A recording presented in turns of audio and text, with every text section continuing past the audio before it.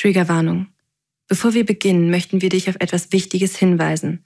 Uns sind deine Sicherheit und Gefühle wichtig. Wir möchten gewährleisten, dass du dich während des Hörens unseres Podcasts wohlfühlst und keine unerwarteten Auslöser erlebst. In dieser Episode werden wir Themen ansprechen, die für einige Hörende verstörend sein könnten. Zu Beginn der Folge stellen wir das Thema vor. Falls du denkst, dass das genannte Thema für dich persönlich belastend sein könnte, dann möchten wir dich bitten, die Folge direkt zu beenden.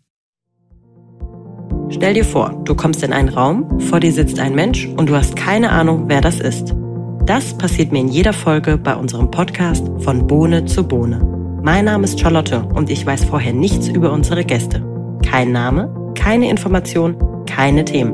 Also werden meine Fragen auch deine Fragen sein. Ich bin Sanja und ich suche die Gäste. Hier achte ich darauf, dass es Menschen mit spannenden Persönlichkeiten und faszinierenden Erlebnissen sind. Und genau die wollen wir mit euch teilen. Bist du bereit, gemeinsam mit Charlotte neue Geschichten kennenzulernen?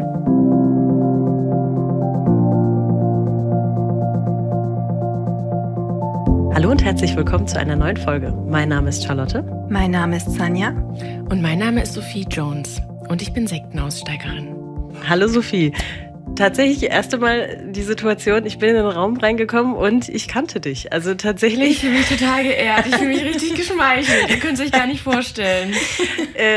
Du bist tatsächlich auf den Wunsch von mir hier. Also wir haben das meistens bei uns so, dass ich spannende Menschen kennenlerne oder finde im Netz und ich die dann einfach rüberping an Sanja und sage, hier, schau dir mal die Leute an. Ja. Super spannender Kandidat, mit der würde ich mich gerne unterhalten. Und du warst dabei tatsächlich und ich mache die Tür auf, sehe dich und denke, ja, dich kenne ich. Das finde ich richtig schön, das freut mich voll.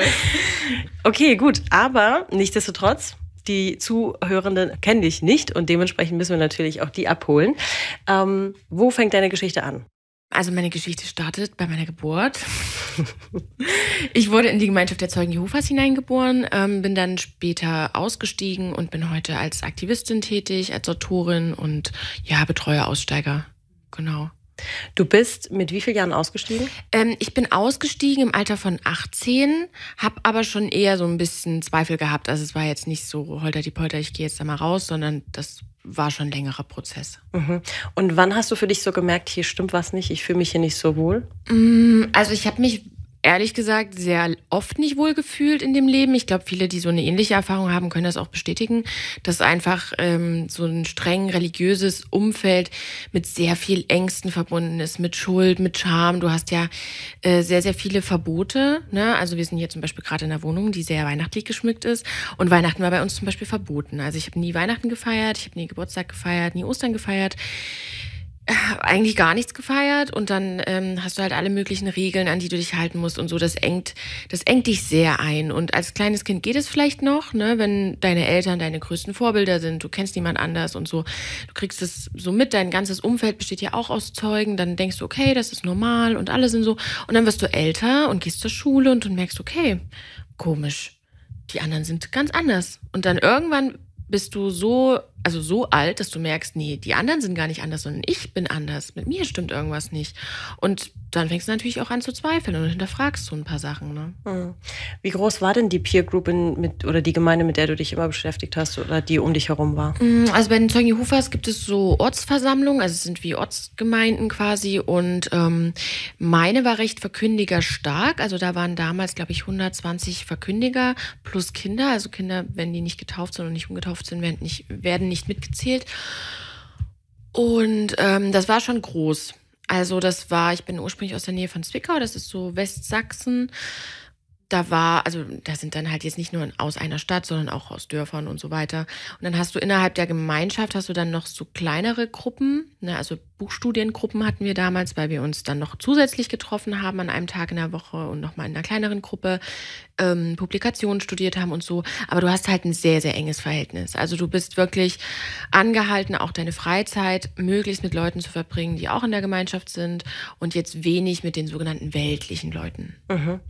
Würdest du sagen, dass deine Jugend insoweit dich eingeengt hat, dass du Schwierigkeiten hattest, dich selbst zu entfalten und rauszufinden, wer du bist und was du willst? Total. Also du kannst dich eigentlich gar nicht entfalten. Dafür ist gar kein Platz da, weil du also zum Beispiel Homosexualität wird strikt abgelehnt. Du darfst keinen Sex vor der Ehe haben. Du darfst ja nicht mal also Masturbation ist verboten, so, ne?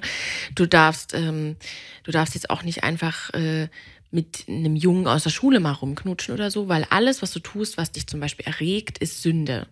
Das heißt, du bist in der Pubertät eigentlich komplett am Arsch, weil du hast natürlich, dein Körper will sich entwickeln, so dein Umfeld, so die probieren sich alle aus.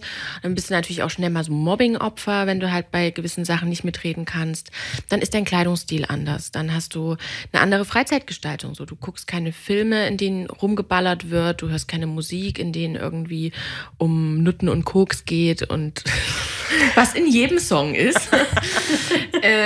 Du bist einfach total anders. Ne? Zum Beispiel, ich habe bis heute nie Harry Potter geguckt. Da geht es halt um Zauberei. So. Und das sind so viele Lebensbereiche. Oder kleine Kinder, die hören Bibi Blocksberg. So, das gab's nicht bei uns. Es ist halt eine Hexe. Das ist spiritistisch. Das darfst du dir nicht reinziehen. So. Du bist eigentlich in jedem Aspekt deines Lebens erheblich eingeschränkt.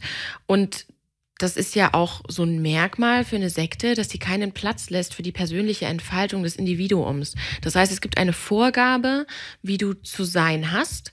Und innerhalb dieser Vorgabe kannst du dich zwar bewegen, aber das ist so ein enges Spektrum. Also klar kann es sicher einen Zeugen Jehovas geben, dessen Hobby ist Bowling. Und dann gibt es vielleicht einen anderen und der mag Bowling nicht und dessen Hobby ist Tischtennis. Aber du wirst keinen finden, der Bogenschießen geht. Oder du wirst keinen finden, der Judo macht. Oder du wirst keinen finden, der Arzt ist.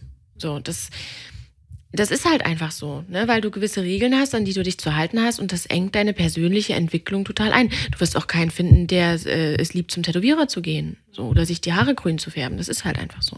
Also ich habe mich schon mal mit dem Thema ein bisschen auseinandergesetzt gehabt und dort wurde immer wieder deutlich, dass viele auch sehr in die Gemeinde eingebunden wurden, sodass sie gar nicht beruflich wirklich Fuß fassen konnten, geschweige denn einen Job in Anspruch nehmen konnten, der jetzt sehr viel Zeit braucht. Würdest du das unterschreiben? Also ich habe das damals so gelernt, dass du sollst ja einen Job suchen, der dir möglichst viel Freiheiten gibt, wo du im besten Fall auch Teilzeit arbeiten kannst, dass du mehr Zeit hast im Predigtdienst für Jehova. Ich glaube, das hat sich aber mittlerweile ein bisschen gewandelt. Also ich kenne tatsächlich auch Geschichten von Leuten die so in den westlichen Bundesländern irgendwie sind, dass da Leute in Versammlungen teilweise CEOs sind und krasse Posten haben. Kenne ich persönlich jetzt nicht. Also dort, wo ich herkomme, da waren das eigentlich eher Handwerker und, sage ich mal, Berufsbereiche, wo du jetzt keinen Studienabschluss oder keinen akademischen Grad hast. Also ich kenne keinen Zeugen Jehovas, der studiert hat. Ne? Und auch als ich auf meiner Schule, also bei mir war Abi also darüber haben wir gar nicht diskutiert. So. Oder ein Studium, das war nicht im Bereich des Möglichen. Und das war auch gar nicht erstrebenswert, weil ich habe immer gelernt, höhere Bildung ist kein Muss. Du sollst zwar gut sein in der Schule und so, aber das ist jetzt kein Muss. Und später sollst du halt einfach mal im besten Fall eine Ausbildung machen, dann Teilzeit arbeiten, damit du mehr predigen kannst. Mhm. So, das Wichtigste im Leben ist halt Gott. Und irgendwas Materielles anstreben oder eine Karriere, das hilft dir doch nicht mit deinem Verhältnis zu Gott. Warum also?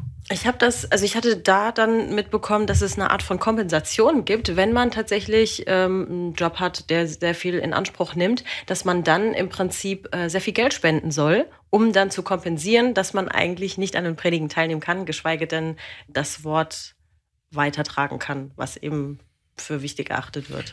Ja, das kann schon sein. Also ich war noch nie in so einer Lage, dass ich jetzt so viel Geld hätte, dass ich gesagt habe, ich kann jetzt nicht predigen, aber ich bin übelst reich, also schieße ich jetzt hier jeden Monat 30.000 Euro in die Organisation.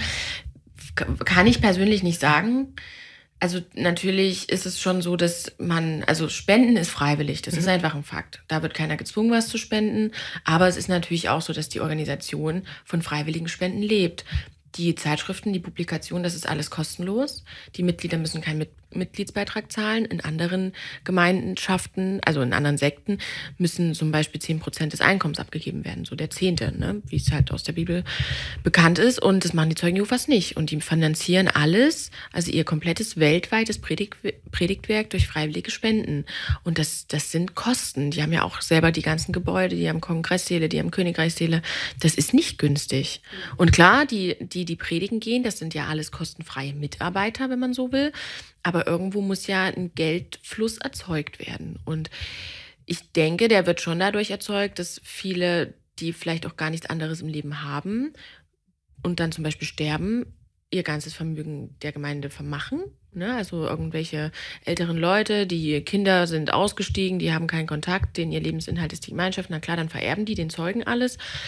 Aber ja, ob das jetzt es kann schon sein, dass da, wenn es da Reiche gibt, dass die sagen, ja, um mein Gewissen zu beruhigen, spende ich jetzt mehr. Aber gut, das ist dann wahrscheinlich auch... Also da ging's viel um auch sozialen Druck. Also der wird indirekt, zumindest das, was ich mitbekommen hatte, wurde der indirekt ausgesprochen, der soziale Druck, sodass einem klar war, okay, entweder du hilfst, du unterstützt aktiv und wenn du das nicht kannst, dann musst du das so machen. So. Das heißt also, ähnlich wie du es formuliert hast, ist es alles vollkommen freiwillig, aber trotzdem ist da unterschwellig eine Art von Druck zu spüren. Hast du das irgendwo gespürt? Also das mit dem freiwillig bezieht sich jetzt tatsächlich nur auf die Spenden. Okay. Also predigen gehen oder so ist eigentlich verpflichtend. Okay. Also predigen gehört für die zur Anbetung. Das ist die Voraussetzung, dass du getauft wirst. Und es ist auch die Voraussetzung, also beziehungsweise ist es für die also steht nicht zur Debatte, jeder hat predigen zu gehen. So. Also ob da jetzt wirklich, wenn jemand das wegen der Arbeit absolut nicht schafft, ob da Sonderregelungen gelten, kann schon sein, weiß ich persönlich jetzt nicht, aber im Normalfall hat jeder zu predigen. Und ab welchem Alter? Na, wenn du klein bist, du gehst schon immer mit. Und dann, also du gehst dann halt mit deiner Mutter mit oder mit anderen aus der Gemeinschaft, hörst halt zu, dann irgendwann fängst du mal an, sagst mal den ersten Bibeltext auswendig auf, wenn du vielleicht noch nicht lesen kannst. Dann später machst du halt vielleicht mal deine erste Einleitung und irgendwann, wenn du dann älter bist, kriegst du vielleicht auch dein eigenes Gebiet und dann kannst du selber losgehen und kannst dir Termine ausmachen und so. Also, ja. Und früher, also es hat sich vor kurzem geändert, aber sonst war es immer so, dass die Verkündiger am Ende des Monats einen Zettel abgegeben haben, den Berichtszettel, da stand dann drauf, wie viele Stunden waren sie jeden Monat im Predigtwerk tätig, wie viele Zeitschriften haben sie abgegeben, wie viele Rückbesuche waren das, wie viele Heimbibelstudien und so weiter.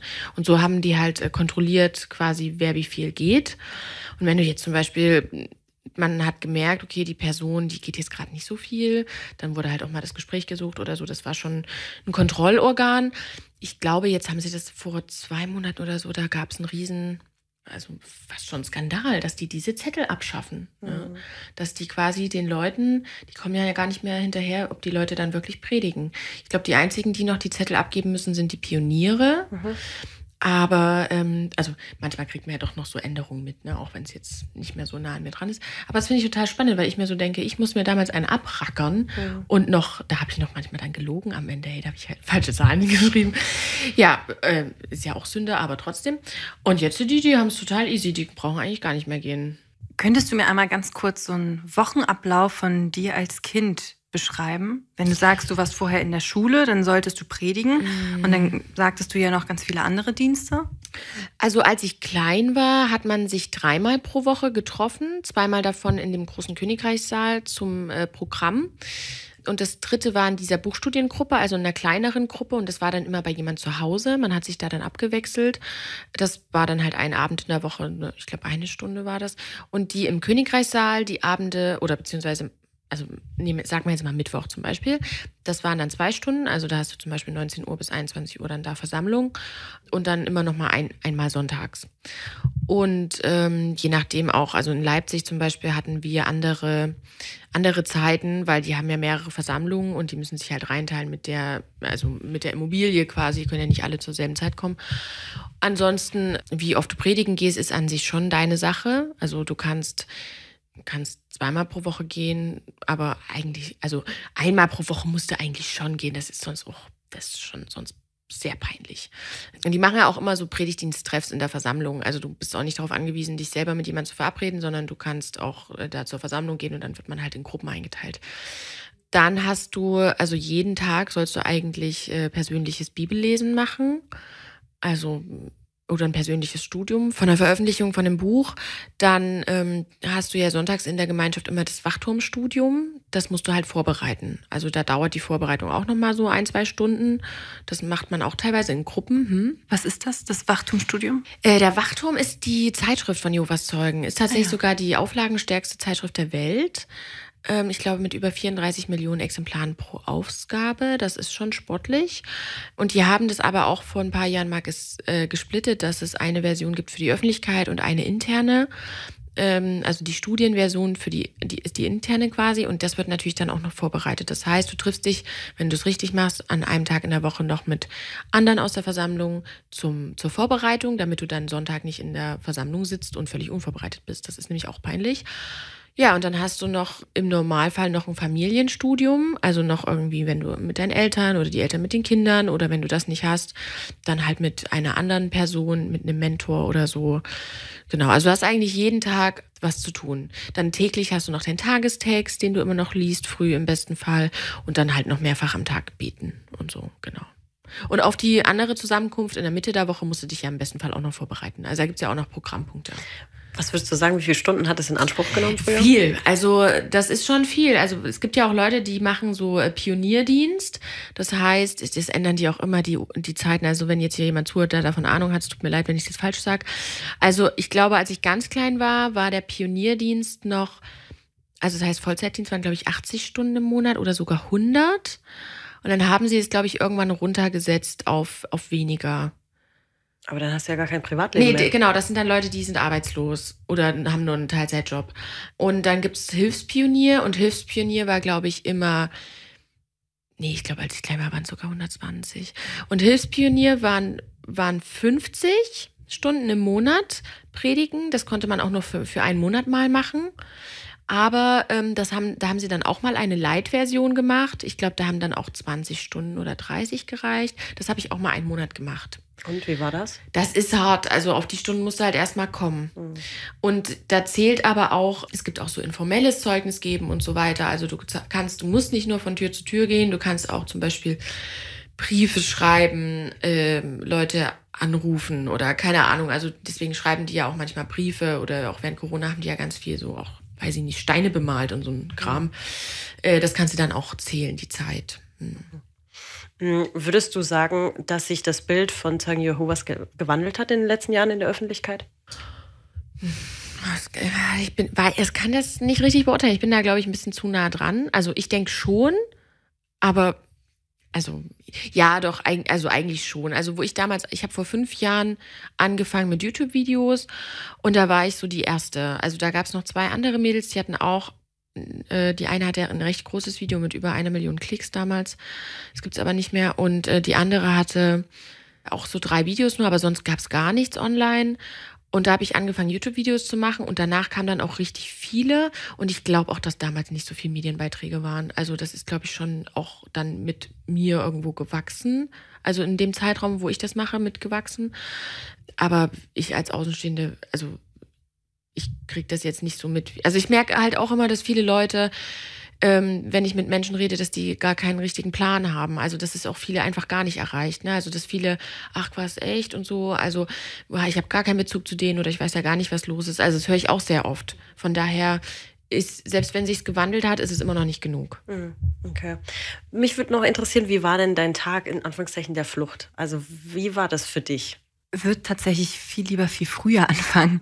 Und zwar hattest du ja schon gesagt, dass du als Kind in der Schule schon anders warst, dass du irgendwann gemerkt hast, okay, ich bin die Person, die anders ist. War die Schule dann eher weniger eine Flucht aus den Zeugen Jehovas oder wie hast du den Alltag in der Schule wahrgenommen? Also Schule so teils. Ich muss dazu sagen, als ich im Grundschulalter war, haben sich meine Eltern getrennt und mein Vater wurde dann aus der Gemeinschaft ausgeschlossen. Und bei Jehovas Zeugen ist es so, dass du mit niemandem Kontakt haben darfst, der kein Teil der Gemeinschaft mehr ist. Und ich war natürlich noch nicht getauft und so weiter und war noch recht klein und hatte meinen Vater dann dennoch ab und zu mal gesehen. Aber als ich dann größer geworden bin, ich bin dann bei meiner Mutter geblieben. Meine Mutter war dann auch arbeitslos sehr lang und ja, hatte sich selber auch einfach überhaupt nicht im Griff. Also die hatte, ich weiß nicht, also eine ganz kranke Person auch einfach. Und da gab es dann wirklich ganz viel Streit, auch ganz viel Gewalt. Und das ist immer richtig eskaliert. Und ich wollte natürlich gern raus. Und was hatte ich für Optionen? Zu meinem Vater schwierig, weil mein Vater natürlich kein Zeuge Jehovas ist und ich natürlich trotzdem meinen Gott nicht verraten wollte. Und deswegen stand ich immer so ein bisschen zwischen den Stühlen. Also ich wollte gern zu ihm ziehen einerseits, wollte ja aber auch nicht meine Gemeinschaft und meinen Gott enttäuschen. Ja, und Schule, also da war es dann so, dass ich tatsächlich in den schlimmsten Zeiten habe ich mir so viele AGs gesucht nach der Schule, damit ich nicht zu Hause sein muss.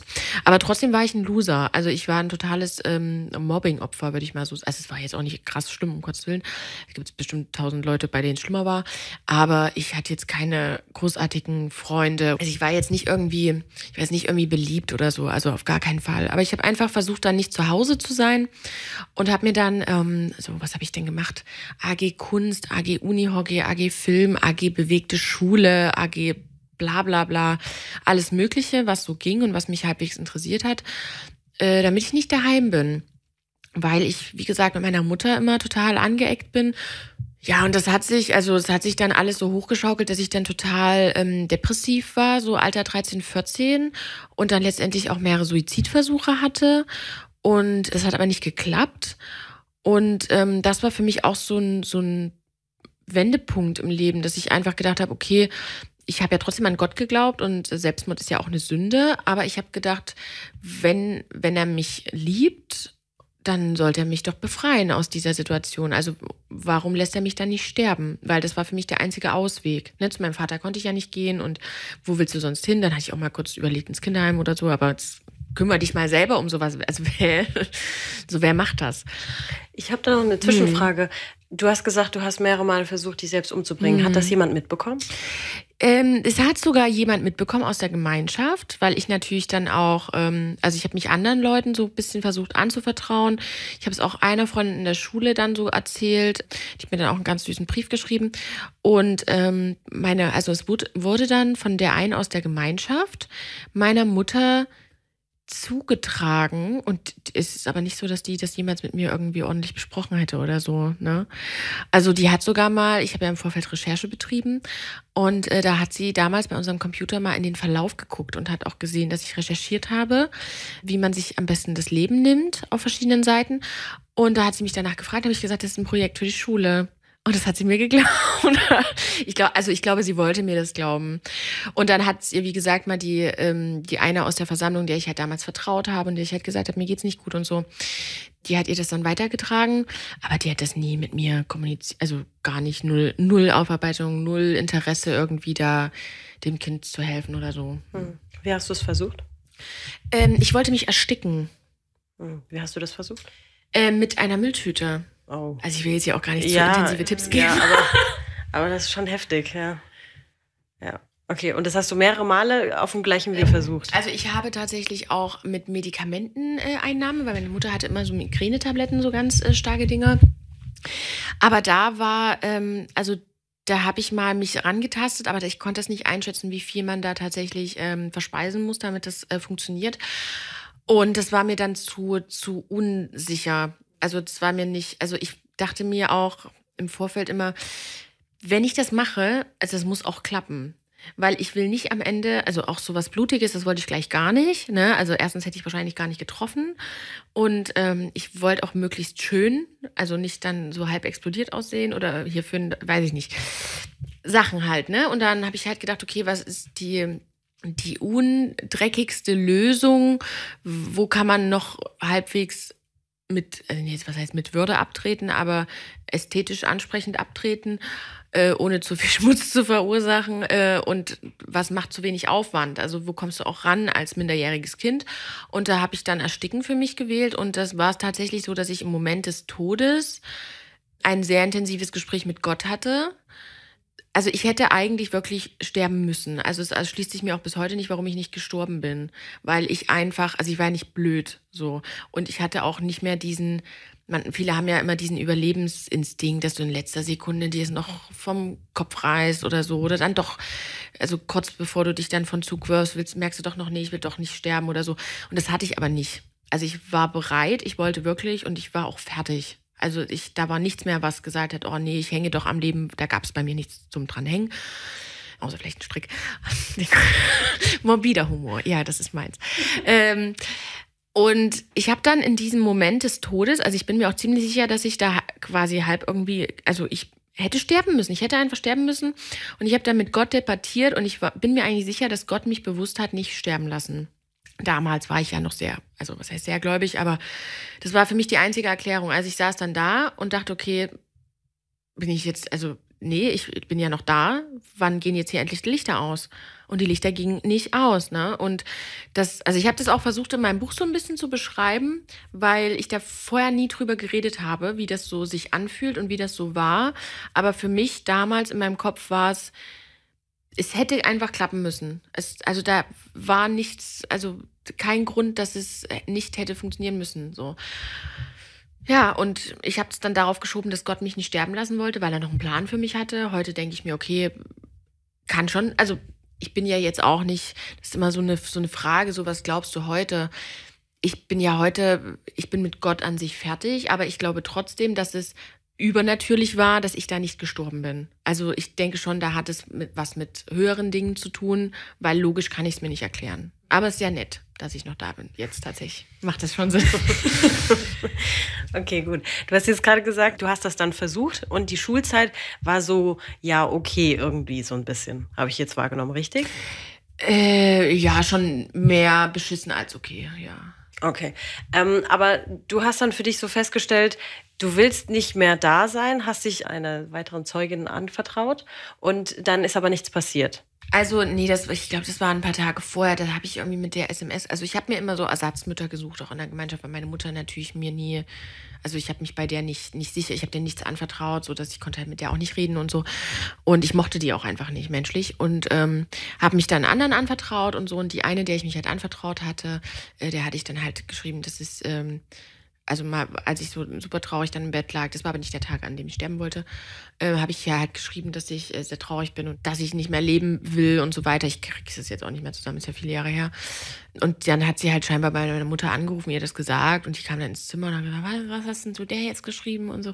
Aber das wurde dann nie wieder angesprochen. Also die hat im Affekt quasi mich dann angebrüllt, aber also bist du bescheuert oder was? Also eine Frau, also eine aus deiner Gemeinschaft, ruft dich an, sagt dir, dass dein Kind nicht mehr leben will. Und die logischste Schlussfolgerung daraus ist, in das Zimmer von deinem Kind zu rennen, dein Kind anzubrüllen, was das soll, und dann nie wieder drüber zu reden. Das hilft bestimmt. Ist therapeutisch auch wahnsinnig wertvoll. Würde ich 1:1 übernehmen. Kann ich jedem nur empfehlen. Mach das. Hattest du mal überlegt, Behörden einzuschalten oder ähnliches? Ja, also ich hatte ja überlegt, in ein Kinderheim zu gehen und ich hatte damals, das ist auch total witzig, habe ich gestern auch erst drüber geredet, ich hatte damals eine Therapie. Also ich kam mit meiner Mutter nicht klar und meine Oma war gestorben, als ich so 10 war und es war so die einzige, mit der ich klarkam, die war aber auch keine Zeugin. Und irgendwann war meine Mutter, weil wir ja auch viel Stress hatten, der Ansicht, wir brauchen eine Familientherapie. Aber der Inbegriff der Familientherapie war, dass ich immer nur hingegangen bin und sie nicht.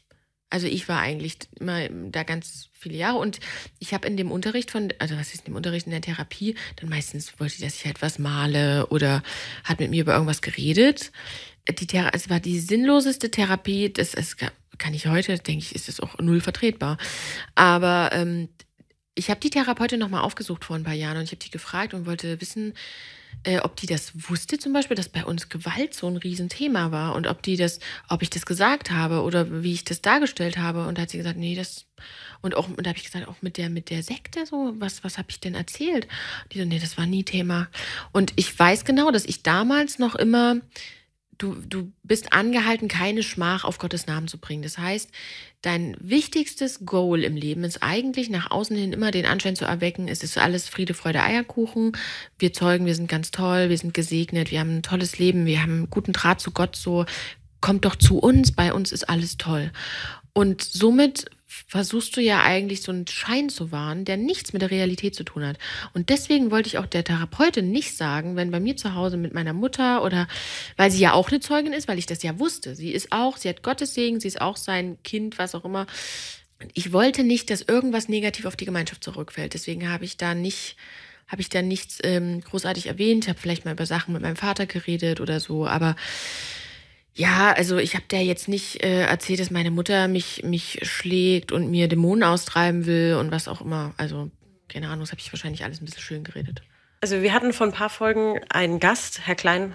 Und Herr Klein hat uns mitgeteilt, dass gerade Kinder dazu in der Lage sind, super alles runterzuspielen und von außen den Schein zu wahren, wenn zu Hause aber eigentlich gar nichts gut funktioniert. Weil Kinder dieses Prinzip da Täter-Opfer-Umkehr irgendwo dann schon verinnerlicht wurde, dass sie eigentlich die Täter schützen wollen. Das ist total abstrus. Kinder sind dazu, weil die das nicht verstehen, oft sind ja auch Eltern die Täter, Kinder wollen die Täter schützen.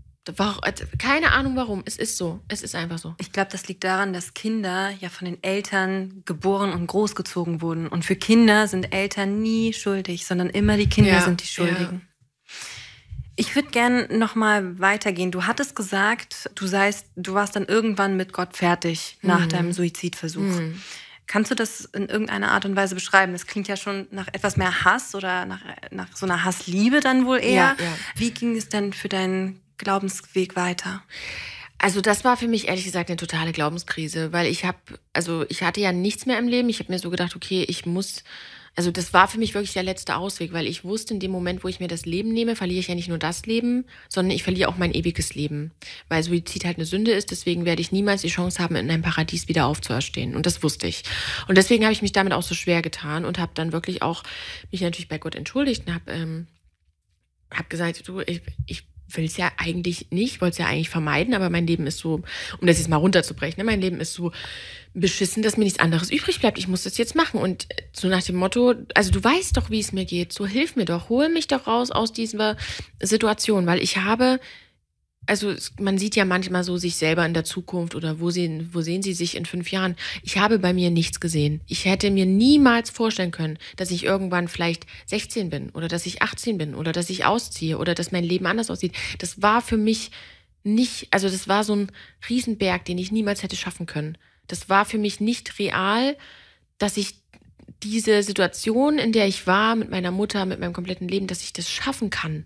Das war nicht greifbar, null. So jenseits von Gut und Böse war das für mich. Und ich habe dann halt gesagt, okay, du musst mich hier rausholen. Und ich habe immer gebeten und ich habe gesagt, bitte hilf mir doch mit meiner Mutter, dass es besser wird und mit der Schule und alles und mit meinem Vater und dass ich auch mit den Sünden, dass ich das hinkriege, dass ich dich nicht mehr so enttäusche und dass ich einfach besser bin und so. Hilf mir doch, dass ich stärker werde. Ich war immer so schwach. Ich habe zum Beispiel bei so vielen Sachen immer angefangen zu weinen. Also wenn mich jemand kritisiert hat, ich habe angefangen zu heulen. Oh, ich konnte es nicht lassen. Also bei jeder kleinsten Kleinigkeit. Ich war der Inbegriff von Angst und Schwäche und Scham. Ich war so wie so ein Marshmallow. Ich war richtig so weich und bröselig und völlig fertig, einfach völlig ausgelaugt vom Leben.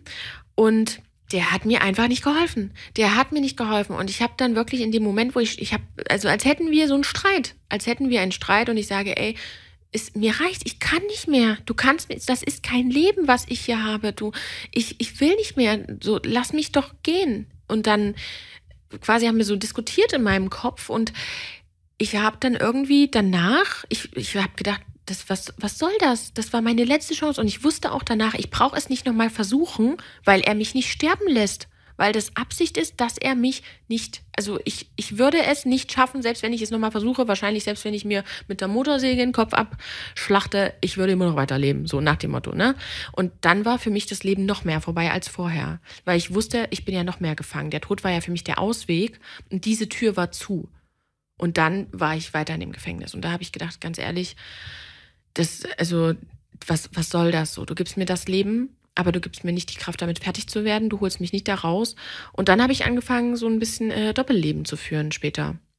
Also habe quasi mir auch weltliche Freunde gesucht, habe mal ab und zu eine Zigarette geraucht, habe mal einen weltlichen Jungen in der Schule geküsst und so und habe dann irgendwie, es ging dann doch weiter komischerweise mit dem Leben. Das hat mich am meisten eigentlich überrascht, dass das Leben doch weiterging, weil das war für mich nicht im Bereich des Möglichen, aber es ist passiert. Ich habe weitergelebt und es wurde auch irgendwann besser, klar. Aber ich habe das damals nicht, gesehen. So. Wie lange hat das gedauert, bis es besser wurde? Also jetzt im Nachgang ging es doch schneller als geplant. Ich habe dann zum Beispiel, ich bin in der Schule, war ich mal sehr, sehr gut in Mathe. Ich habe zum Beispiel auch in der 5. Klasse auch bei uns noch die Schulmeisterschaft gewonnen und so und habe auch so einen Landeswettbewerb gewonnen. Also ich war richtig gut in Mathe. Und es war dann so in der Zeit, wo ich so depressiv war, ich habe in Mathe nur noch 5 und 6 geschrieben. Ich hatte einen Schnitt im Halbjahr von 5,5 in der 8. Klasse. Das muss man erstmal schaffen. Also schreib mal eine 6, du hast schon eine 5, wenn du wenigstens das Datum richtig hinschreibst.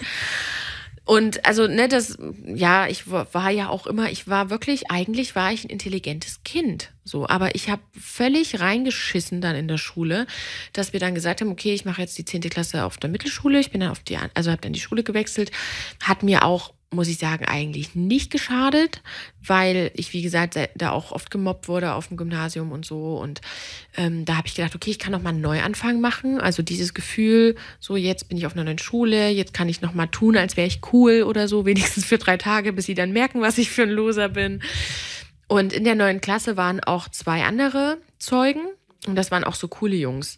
Also das waren auch Jungs, die hatten schon Freiheiten und die hatten auch eine coole Frisur und denen haben die Eltern auch mal Sachen geschenkt und so.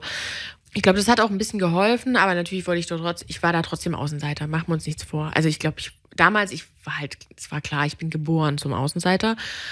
Und dann war ich auf der neuen Schule und dann habe ich gemerkt, okay, alle, die schreiben jetzt irgendwie Bewerbungen.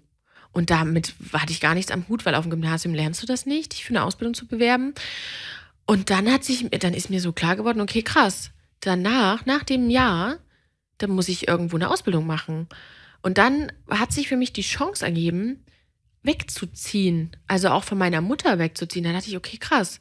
Das heißt, ich muss mich jetzt doch mal ein bisschen wieder anstrengen in der Schule. Also es war so der Lichtstreif am Horizont. Ich könnte jetzt mich bewerben für eine Ausbildung und könnte woanders hinziehen. Und damals habe ich mit einer studiert aus der Versammlung, die hat in der Bibliothek gearbeitet. Und die war so meine Mentorin, die fand ich ganz, ganz toll und die war so cool und so hübsch. Und ja, die hatte so das, was ich nicht hatte, war ein paar Jahre älter und so und die war super lieb und alles. Und da habe ich gedacht, okay, was mache ich denn für eine Ausbildung? Also wenn ich wegziehen will, muss ich ja was machen, wo ich auch so viel Geld verdiene, dass ich alleine davon leben könnte. Weil ich war ja erst 15. Und sie hat halt, wie gesagt, in der Bibliothek gearbeitet. Da habe ich gedacht, okay, Bibliothek, ich habe ja schon immer gern gelesen und ist ja auch ein Tariflohn.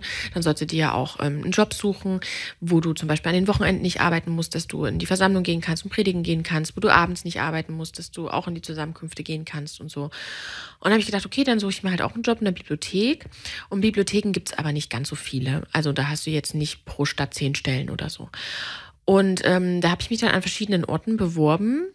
Und da hat sich dann tatsächlich die Chance aufgetan, nach Greiz zu ziehen. Damals hat meine Oma in Greiz gewohnt, also die Mutter von meinem Vater. Und das ist die Heimatstadt von meinem Vater. Und das wollte mein Vater, dass ich dorthin ziehe. Und das wäre quasi für mich eigentlich die Chance auch gewesen, auszusteigen. Und ich habe das nicht genutzt. Ich habe gedacht, okay, ich habe ja trotzdem irgendwo noch an dem Glauben gehangen. Ne? Also ich habe es trotz der Glaubenskrise, ich habe den Glauben nicht losgekriegt. Ich habe dann immer gedacht, naja, vielleicht ist es einfach meine Mutter das Problem. Und wenn ich mich von meiner Mutter löse, dann wird's besser. Und dann habe ich mich in der Nähe von Leipzig dann beworben für eine Ausbildung. Und wir haben auch damals immer hier Ausflüge hergemacht zu Pioniertagen, also wo wir dann gesammelt als große Gruppe hierher gefahren sind und hier ganz viel gepredigt haben, die Stadt einmal durchgepredigt quasi, weil hier nicht so viele Verkündiger sind. Das ist so ein Hilfenotgebiet, sagt man. Und da kannte ich ja also schon ein paar Leute aus Leipzig, paar Zeugen. Und meine Mutter hatte eine Freundin in dem einen Ort.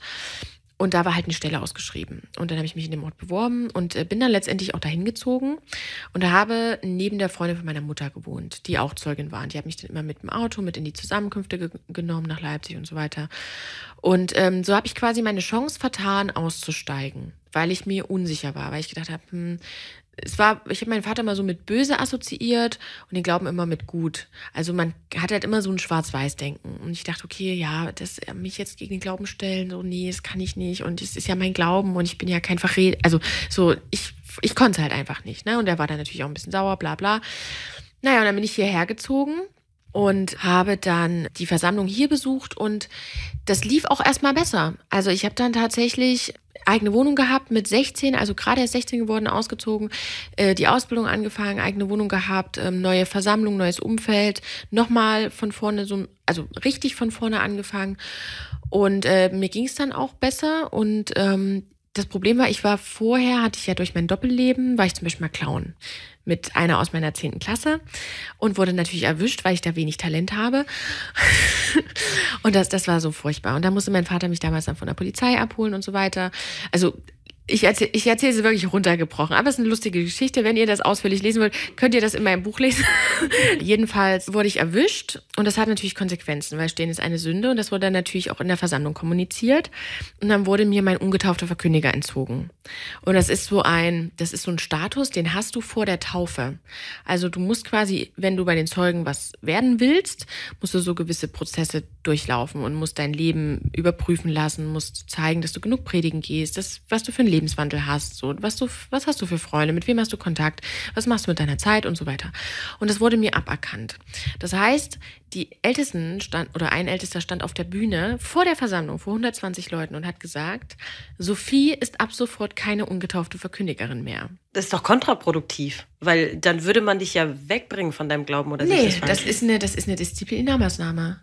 Dass du noch mehr machst? Genau, dann muss ich mich ja wieder beweisen. Dann wissen ja alle, ich habe Scheiße gebaut. Und das ist richtig schlimm. Das ist total demütigend, wenn das komplett von der Bühne runtergesagt wird und alle wissen, boah, was hatten die jetzt angestellt? So, ne?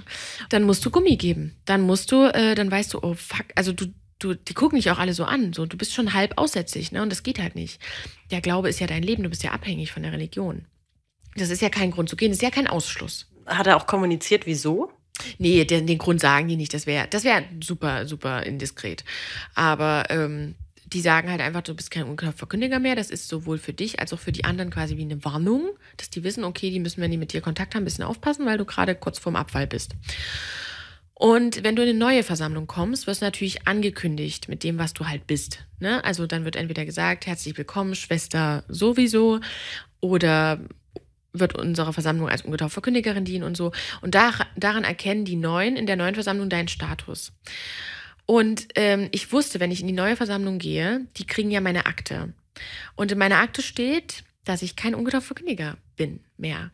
Und ich wusste, wenn ich dort jetzt hingehe, in die neue Versammlung, und die wissen, ich bin nicht mal ein ungetaufter Verkündiger, die wissen, mit mir stimmt was nicht. Die wissen, dass ich Scheiße gebaut habe oder so. Und dann haben die zum Glück während dem Wechsel von der alten in die neue Versammlung mir den ungetauften Verkündiger zurückgegeben, dass die in der neuen Versammlung das nicht mitgekriegt haben. Dass ich quasi in der neuen Versammlung angekündigt wurde mit, ich bin ungetaufte Verkündigerin.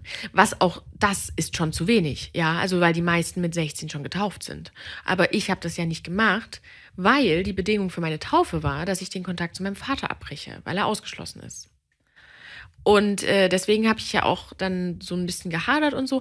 Aber in der neuen Versammlung, neue Versammlung, neues Glück, neue Power, habe ich dann gedacht, okay, ich gebe jetzt richtig Gummi, meine Mutter ist weg, ich hänge mich total rein, habe mich reingehangen und habe mich dann mit 17 taufen lassen. Bedingung für die Taufe, Kontaktabbruch zu Papa habe ich gemacht und dann ging es wieder bergab. Und da habe ich dann gemerkt, okay, ich falle in ein Riesenloch, ich bin wieder wahnsinnig depressiv, ich habe mich an die Regeln gehalten, ich habe alles gemacht jetzt, also ich habe jetzt wirklich versucht, hier brav zu sein. Und mir geht's dabei so beschissen. Warum? Und das war dann so der Knackpunkt, wo ich gemerkt habe, okay, irgendwas muss ich ändern im Leben. Weil ich kann ja nicht mein ganzes Leben lang unglücklich sein, wenn ich mich ja offiziell an die Regeln halte. Okay, du hast jetzt gesagt, mit 17 hast du dann so verstanden, auch jetzt geht's mir scheiße. Egal wie sehr ich mich bemühe, es funktioniert nicht. Ja, also das war halt ein Prozess. Ne? Du hast halt mit der Taufe, ich muss dazu sagen, eine Taufe ist nicht nur eine Taufe, sondern die Taufe ist für den Zeugen Jehovas der wichtigste Tag im Leben. Also es ist wichtiger als deine Hochzeit. So, das ist quasi deine Heirat mit Gott, Taufe und Hingabe. Du gibst Gott dein Leben hin. Also du schenkst quasi dein Leben Gott. Das ist wichtiger als alles andere. Wichtiger als die Geburt deiner Kinder, wichtiger als alles. Und das hat halt einen Stellenwert, ne? Also du bist quasi erst vollwertig als Christ, wenn du getauft bist. Und sie sagen aber auch, dass erst dann, Satan macht Jagd auf dich. Also das ist ja eigentlich die komplette Geschichte der Zeugen. Satan macht immer Jagd auf dich, egal in welchem Stadium. Und einerseits, wenn du zum Beispiel getauft bist, hast du mehr Segen von Gott, aber er jagt dich auch mehr. Und dann werden die Versuchungen erst richtig hart. Und ich dachte mir, oh mein Gott, wie hart soll es denn noch werden? So, es war ja vorher schon total scheiße, also noch mehr Härte, ne? Aber ich habe mich auch auf die Segnung gefreut. Ich dachte, okay, wie stellst du, also ich dachte so, ich gehe da raus aus dem Becken und ich bin total stark und ich habe so Power und ich bin so richtig strong und ja, und das ist auch nett, aber das ebbt dann halt auch ab. Ja, und dann denkst du dir, okay, was ist jetzt anders? Eigentlich nichts. Außer, dass ich halt jetzt ausgeschlossen werden kann, wenn ich Scheiße baue. Vorher als ungetaufter Verkündiger kannst du ja nur den ungetauften Verkündiger weggenommen bekommen. Also was mir passiert ist. Aber du kannst nicht ausgeschlossen werden. Du kannst nur ausgeschlossen werden, wenn du getauft bist, wenn du vollwertig bist. Ach, verrückt. Das heißt, du kannst immer ein Teil davon sein im Prinzip, wenn du nicht getauft bist. Genau, aber dann bist du halt auch nicht vollwertig. Ja, okay. Hast du einen Unterschied gemerkt, in dem, wie man mit dir umgegangen ist, außer dass man auf einer Bühne degradiert wurde? Nee, also du bist schon, also als ungetaufter Verkündiger, das sind zum Beispiel so Jugendliche oder Kinder. Also die Erwachsenen sind alle getauft. Wenn du getauft bist, bist du Schwester. Wenn du ungetauft bist, bist du nicht Schwester. Sondern dein Vorname. Du bist halt einfach nicht vollwertig. Also ich glaube, du kannst zum Beispiel kein eigenes Gebiet haben für deinen Predigtbereich oder so. Glaube ich, ich weiß nicht, kann nur sein, die haben das geändert oder ich sage was falsch. Aber zum Beispiel, wenn du getauft bist, kriegst du auch erstmal dein richtiges Blutdokument. Also vorher hattest du ja nur den kleinen Blutausweis und da kriegst du dann auch den richtigen. Was ist denn ein Blutdokument? Dass du keine Bluttransfusion bekommen darfst, wenn du einen Unfall hast. Und warum? Weil Gott will, dass du dich von Blut enthältst, weil er Leben gibt und Leben nimmt. Ach so, und das darf man nicht in Menschenhände geben? Nee, du musst dann sterben. Ah, okay. Für Gott. Das ist wirklich so. Und diesen Wisch trägst du dann immer mit dir rum, sodass man weiß, fasst mich bitte nicht an. Genau, also als Kind hatte ich den immer dabei, als Erwachsener hatte ich den dann nicht dabei, weil du ja selber auch Aussagen machen kannst. Und also du trägst dann auch Leute ein für dich, deine Notfallkontakte und so. Aber also du kannst, also es ist auch ein Ausschlussgrund, wenn du eine Bluttransfusion bekommst, obwohl du es nicht darfst. Ach, krass. Das ist das, was die meisten Leute tatsächlich wissen, dass Zeugen Jehovas kein Blut nehmen. Echt? Das ist mir tatsächlich neu. Ja, also da sind auch schon viele gestorben, weil die darauf verzichtet haben. Und also das ist auch für mich ein Punkt, wo ich dann gesagt habe, auch ich wäre immer gern gestorben für Gott, also weil du ja immer so einen Märtyrercharakter auch ein bisschen an den Tag legen sollst und du sollst ja auch Jesus nachahmen.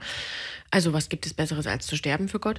Aber ich habe dann auch überlegt, wenn ich mal Kinder habe, denen müsste ich ja auch so einen Blutausweis mitgeben.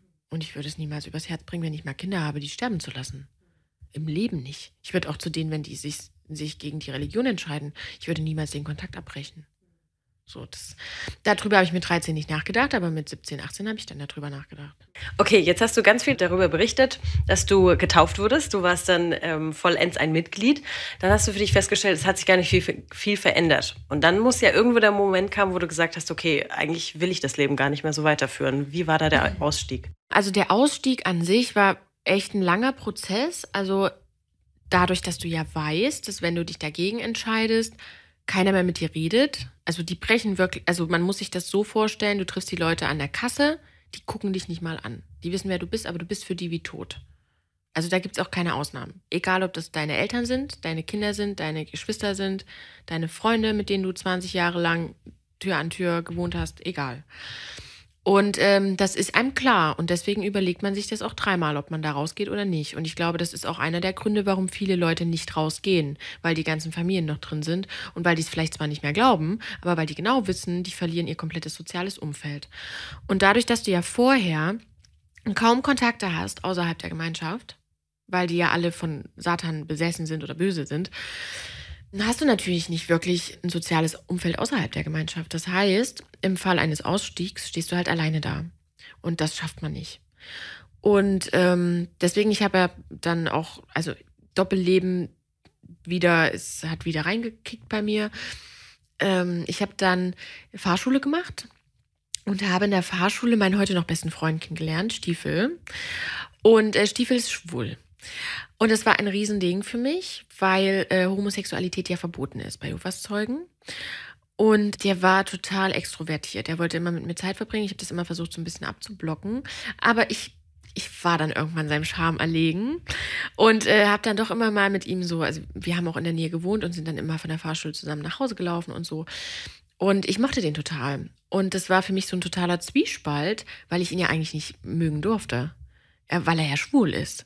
Und da habe ich gedacht, aber eigentlich ist er doch total nett. Also was ist denn jetzt das Problem? Also ich hatte noch nie die Situation so, dass diese Glaubensgrundsätze mit meinem Instinkt so kollidiert sind.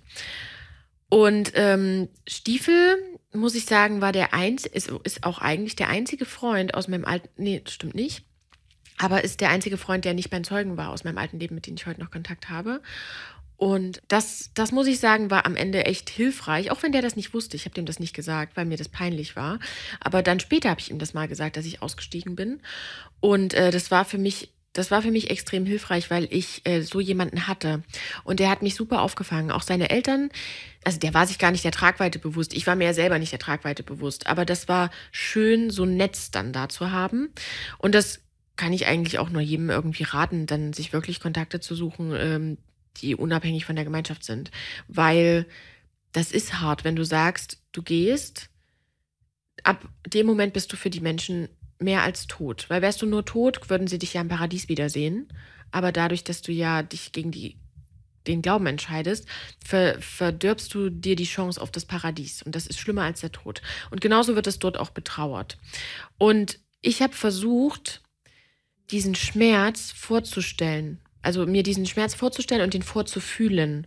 Also das im Vorfeld schon zu durchleben. Ich habe mir das, ich habe richtig versucht, mich im Geist in diese Situation hineinzuversetzen. Wie ist es denn, wenn ich die Leute an der Kasse treffe und die gucken mich nicht an? Und das sind ja wirklich auch Menschen, die man sehr liebt. Man kennt die ja teilweise sein Leben lang so, ne? Das war ja immer eine Glaubensfamilie so und die nehmen das auch sehr ernst. Also man hat wirklich eine sehr enge Gemeinschaft, damit eben auch keiner ausbricht.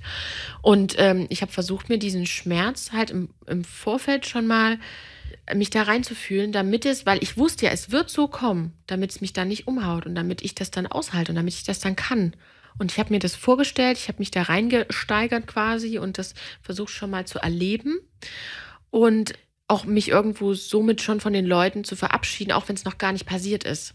Also ich habe im Vorfeld mich schon im Kopf mental versucht davon zu lösen, obwohl ich körperlich noch drin war. Viele, die schreiben zum Beispiel Briefe und schreiben einfach einen Brief, hey, hier, ich will aussteigen und so, oder tun sich nochmal ein Gespräch an mit Ältesten. Und also ich bin total überrascht, wie viele das machen, weil ich wusste, ich werde es nicht schaffen, da mit irgendjemand ein Gespräch zu führen. Mit Ältesten schon gar nicht. Weil ich so weich bin, ich knick komplett ein. Die müssen mir einmal ein schlechtes Gewissen machen, ich schaffe das nicht. Ich würde das niemals durchziehen. Wenn da sich einer mit mir hinsetzt und sagt, du weißt aber schon, dass Hammergeddon dann kommt und du dann stirbst, oder dass Jehova sehr enttäuscht von dir ist, du hast dein ganzes Leben und jetzt liest doch mal den und den Bibeltext und bla bla bla und halte durch, ist nur noch eine kurze und guck doch mal, wen du hier alles enttäuschst und so. Ich wär komplett flupp eingeknickt und hätte gesagt, ja, ihr habt recht, ich bin so dumm. Und das wusste ich ganz genau, deswegen habe ich das niemandem erzählt und habe einfach das so gemacht, wo mir das dann wirklich klar war, dass ich das will. Und das hat lange gedauert, bis mir das wirklich richtig zu 100% klar war. Weil ich wusste, wenn ich den Schritt gehe, ich kann nicht zurück. Ich kann nicht sagen morgen, sorry, ich hatte einen schlechten Tag, nehmt mich mal wieder auf. Das funktioniert nicht. Also wenn du den Schritt gehst, dann musst du dabei bleiben und das musst du aushalten und das musst du schaffen. Und das hat super lang gedauert, weil ich auch wirklich, es ist wie eine Gehirnwäsche. Man kann es nicht anders sagen. Du bist gehirngewaschen und du musst erstmal klarkommen. Und du kommst nicht klar, wenn du ständig wieder hinrennst und wenn du dich wieder mit der ganzen Scheiße beschäftigst. Das ist einfach, das tut dir nicht gut. Und wenn du versuchst, auf deine eigene Stimme zu hören und herauszufinden, okay, Moment, will ich jetzt der Mensch sein, der sein ganzes Leben nach den Regeln von einer Organisation ausrichtet, deren Inhalt ja gar nicht darin besteht, dass du selber glücklich bist, sondern die ja ganz andere Ziele verfolgt. Also es geht denen ja nicht um das Glück des Individuums. So, das geht denen ja um ein ganz anderes Ziel. Und du als Mensch, wie du dich fühlst, das ist den Leuten völlig egal, weil ich habe das gemerkt nach meiner Taufe, das war okay, dass ich getrauert habe, dass ich keinen Kontakt mehr zu meinem Vater habe. Aber nicht auf ewig. Also irgendwann haben die sich auch gedacht, na jetzt ist aber mal gut. So, also steh doch zu deinem Glauben, so. Was ja klar ist. So, ich habe ja mich selber dafür entschieden. Ich wusste, was ich tue und ich wusste, es ist richtig. Also sollte ich mich auch so verhalten und so fühlen. Aber warum habe ich mich denn nicht so gefühlt? Und diese Widersprüche musst du erstmal verstehen. Warum fühlt sich etwas so falsch an, was eigentlich richtig ist? Und das sind viele andere Sachen auch. Zum Beispiel mit dem Weltuntergang. Die glauben ja an den Weltuntergang, haben den schon mehrfach prophezeit. Zum Beispiel 1914, 1975. Und da haben die Leute damals reihenweise ihre Häuser verkauft, ihre Jobs gekündigt. Die standen ohne irgendwas da, weil die gedacht haben, yeah, jetzt kommt der Weltuntergang und let's go. Und was ist passiert? Gar nichts. Die standen vor dem Nichts. Die haben teilweise ihr ganzes Leben lang, sind predigen gegangen, haben sich aufgeopfert, haben gelitten, haben sich Sachen gefallen lassen für den Glauben. Und dann zack, ja, Weltuntergang kam nicht, alles so wie vorher, die standen vor dem Nichts und irgendwann sind sie gestorben. So.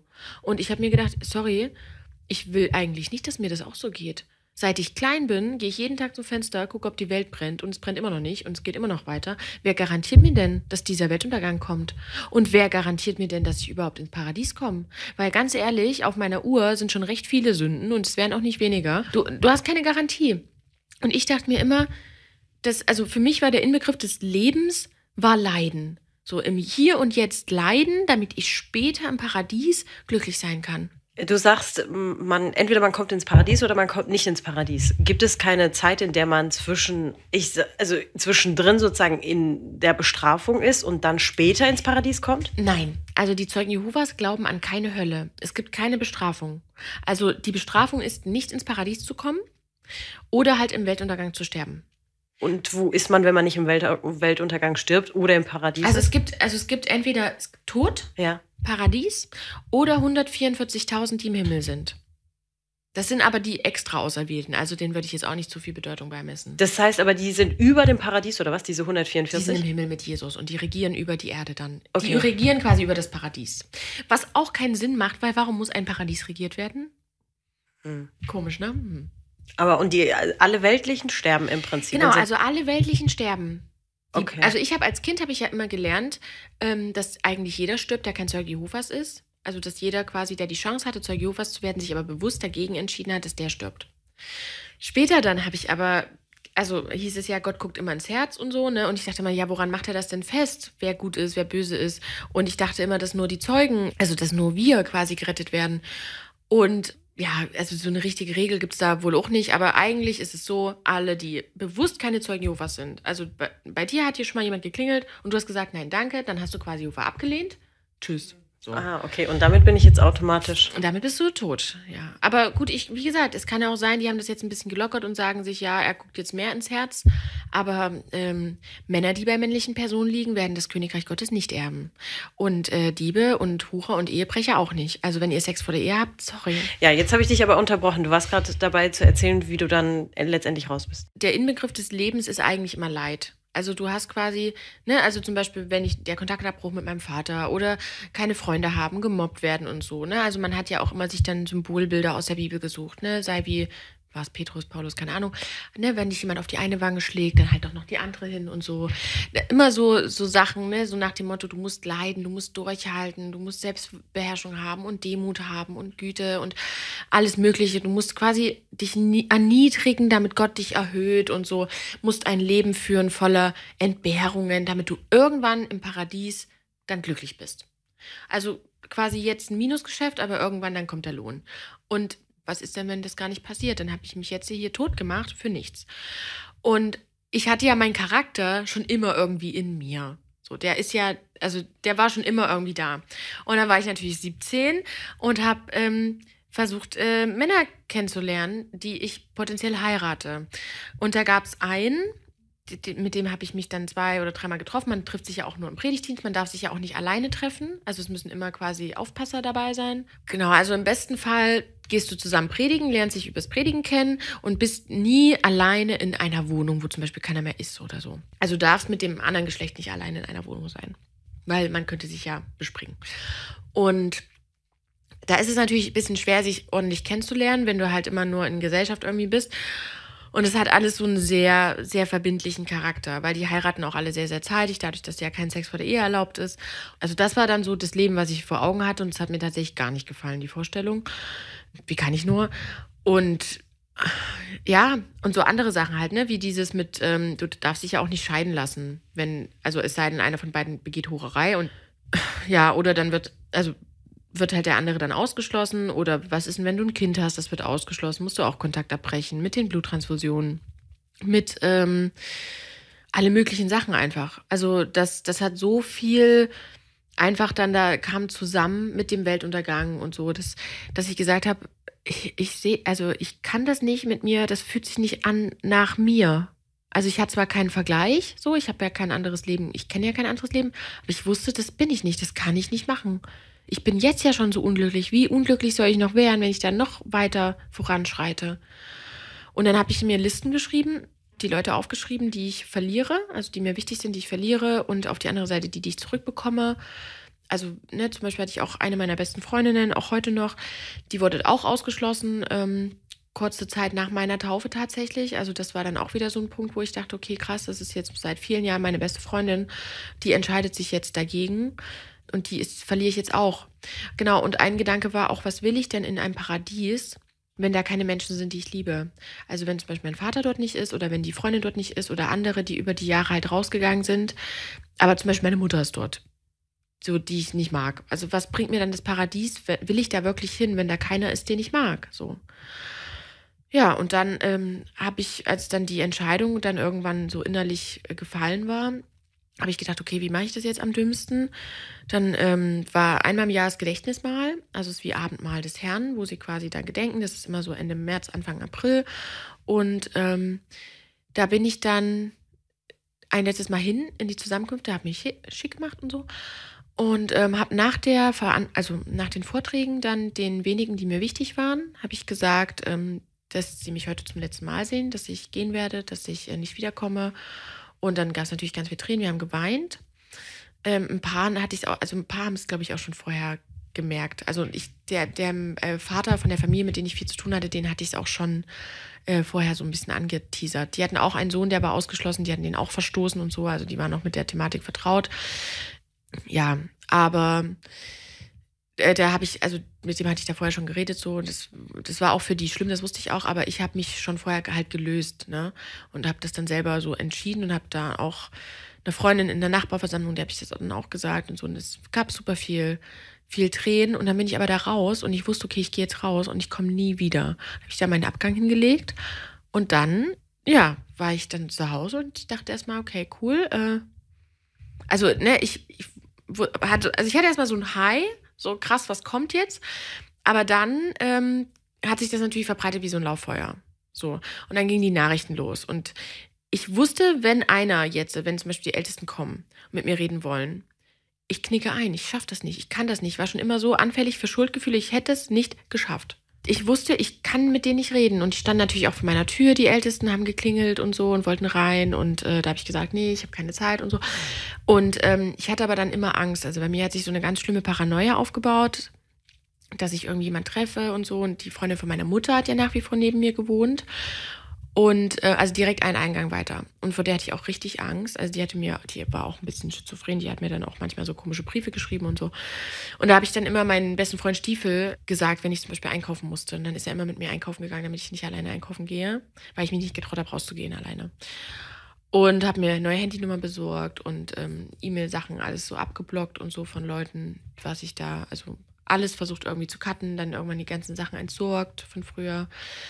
Dann neuen Job gehabt, weil die Ausbildung war dann später fertig und dann, wie gesagt, neue Arbeit gefunden und dann auch tatsächlich umgezogen, und kurze Zeit später. Hattest du dann irgendwann das Gefühl der Erleichterung, dass du endlich diesen ganzen Druck loswerden konntest? Sehr spät. Also die ersten 5 Jahre nach dem Ausstieg habe ich mich erstmal nur so ein bisschen versteckt. Ich musste ja auch erstmal so normale Sachen lernen, also wie so Leben geht. Einfach, ne? Also ich habe ja dadurch, dass mit meiner Mutter das schon so schwierig war und wir auch immer dann so arm waren und so, auch nicht wirklich, ich hatte ja eigentlich nur in meiner kleinsten Kindheit ein geordnetes Elternhaus und wusste ja gar nicht, wie funktioniert denn so ein normales, gesundes, glückliches Leben eigentlich. Und habe dann mir natürlich erstmal neue Freunde gesucht, habe versucht, so ein bisschen klarzukommen einfach, ne?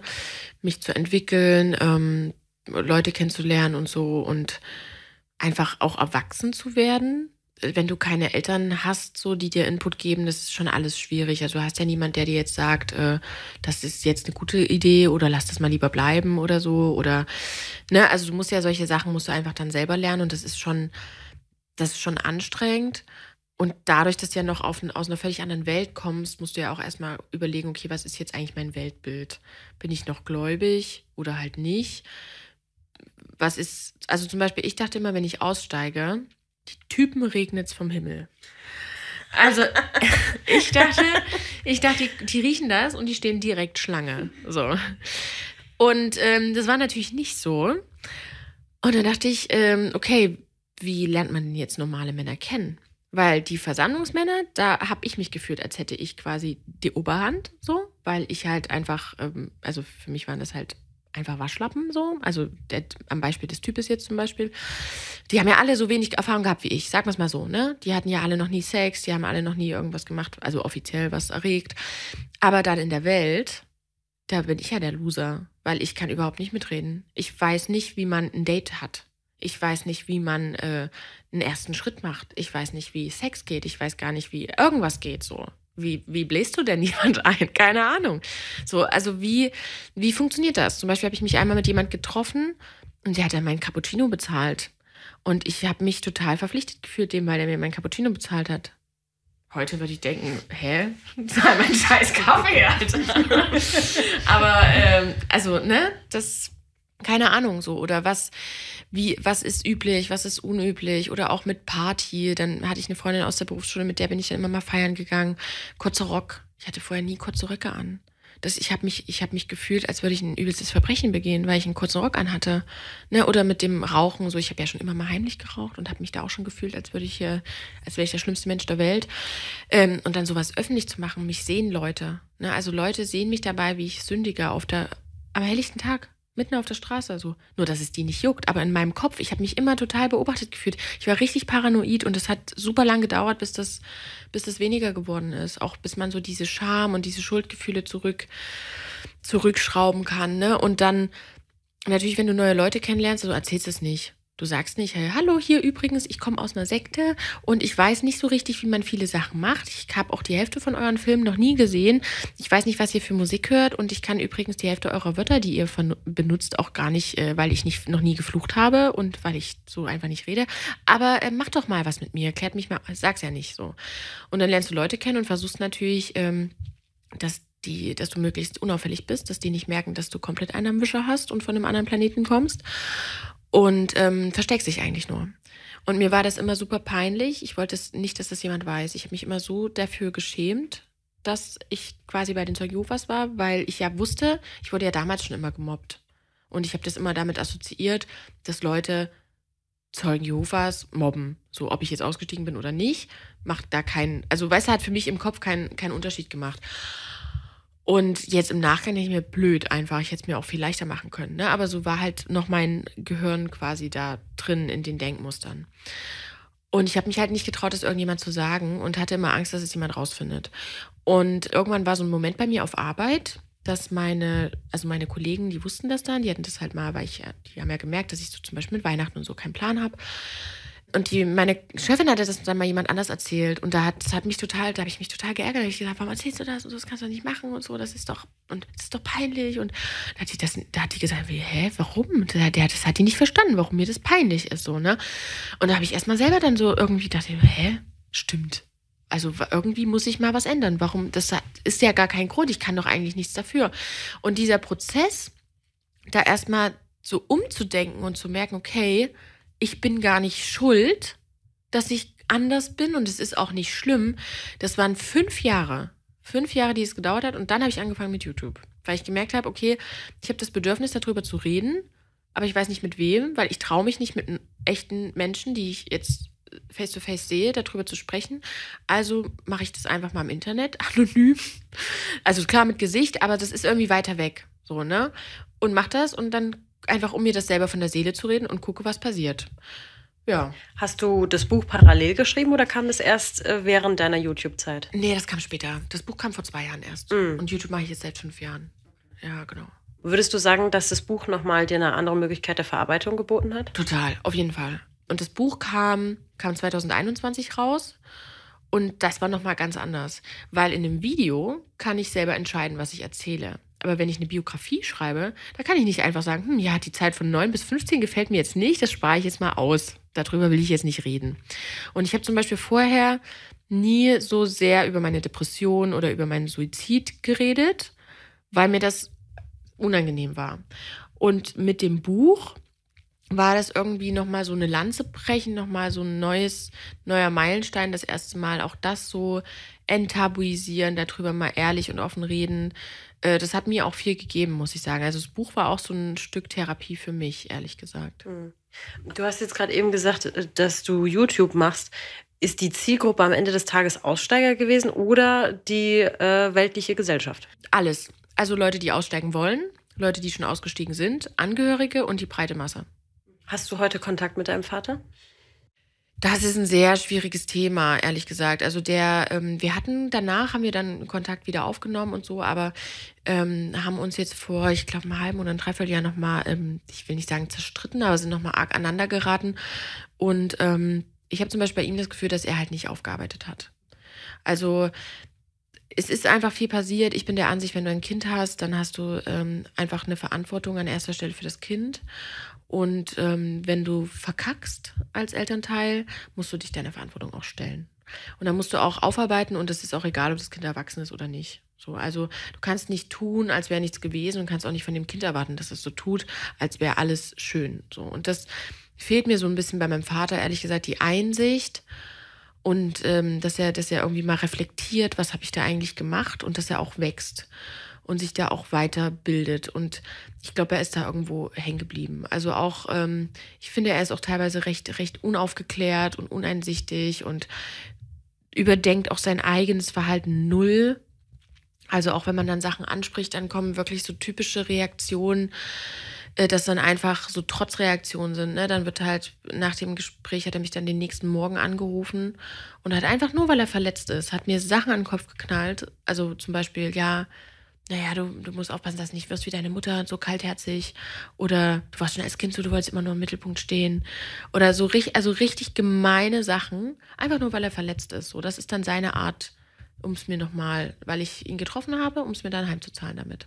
Und das geht für mich einfach gar nicht. Weil also damit er ja super viel Schmerz von früher hervorruft, wo ich mir denke, bist du völlig bescheuert, wenn du sagst, dein Kind wollte im Mittelpunkt stehen. Vielleicht hat dein Kind einfach nicht genug Aufmerksamkeit bekommen. Also ein Kind ist ja der Spiegel von dem Verhalten der Eltern. So, also das kannst du doch einem Kind nicht vorwerfen. Wenn ein Kind ein Verhalten an den Tag legt, dann musst du vielleicht selber mal überlegen, was du anders machen sollst. So, du hast ein Kind in einer Sekte aufwachsen lassen und bei einer gewalttätigen Mutter gelassen, weil du das netter fandest, mit deiner neuen Frau zusammenzuziehen und hast dann gesagt, nee, meine neue Frau kann ihr Kind mitbringen, aber meine eigene Tochter, die lasse ich dort verrotten. So. Und dann gibst du noch deinem Kind die Schuld. Und ich wollte wirklich ein gutes Verhältnis. Ich fand dann auch diese Familienidee so nett und so. Der hat ja auch zu Hause so ein schönes Haus wieder gebaut. Happy Family da. Hund, Baum, Frau, was auch immer.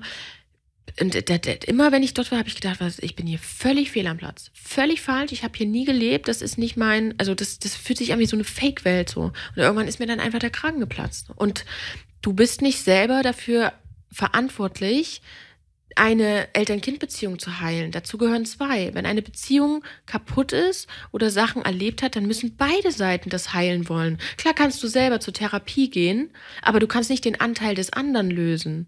Und das ist ein Problem. Und ich glaube, das haben viele Leute einfach nicht verstanden, dass sie, auch vor allem die Generation so meiner Eltern, dass man einfach auch mal, dass es auch keine Schwäche ist, mal psychologisch an Sachen ranzugehen und mal aufzuarbeiten. Einfach. So, die tun immer so, als wäre das so ein Riesending, irgendwie sich mit Psychologie zu beschäftigen und mal über Gefühle zu reden, so, oder mal zu weinen. Würdest du sagen, du vermisst was aus deinem alten Leben?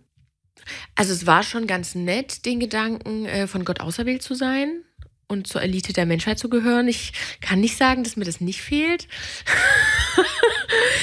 Es hatte schon eine gewisse Arroganz. Du hast schon gedacht, naja, ihr werdet alle sterben, ihr werdet schon sehen, aber das war ja nichts Reales. Die Gemeinschaft war sehr eng. Also du hattest halt immer das Gefühl, du bist was wahnsinnig Besonderes. Und dieser Fall zu merken, okay, ich bin eigentlich nicht so besonders. Eigentlich gibt es hier ganz viele andere Menschen, die auch alle irgendwie auf ihre Art und Weise total besonders sind. Das war schon schmerzhaft. Weil ich habe ja immer gedacht, ich bin also von Gott persönlich auserwählt. So, sorry, aber könnt ihr jetzt nicht mithalten. Das war schon gewöhnungsbedürftig, ne? Und wie gesagt, die Gemeinschaft war nett. Du hattest immer das Gefühl, du hast was ganz Geheimes, was Besonderes, was Reines. Und jetzt bin ich in der Welt und dirty.